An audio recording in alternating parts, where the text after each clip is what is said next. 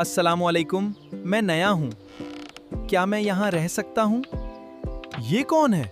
मैंने इसे पहले कभी नहीं देखा। कौन करेले को अपने घर ले जाना चाहता है? हाँ? कोई भी नहीं। भिंडी, तुम क्यों नहीं दोस्ती करना चाहते? क्योंकि करेला बहुत कड़वा होता है, मैं उसे अपने घर नहीं ले जा सकती। सिर्फ कड़वा होने से कोई बुरा नहीं होता। अगर सब इनकार करें तो हम उसके दोस्त बनेंगे। क्या वाकई आप मुझसे दोस्ती करेंगे? आप मुझसे दोस्ती करेंगे? दोस्ती दिल से होती है, जायके से नहीं। मैंने कभी नहीं सोचा था कि मुझे इतने अच्छे दोस्त मिलेंगे। अब तुम अकेले नहीं हो। ये घर अब तुम्हारा भी है। किसी इंसान या दोस्त की पहचान उसके कपड़ों, शक्ल या जायके से नहीं, बल्कि उसके अच्छे दिल और अच्छे अखलाक से होती है।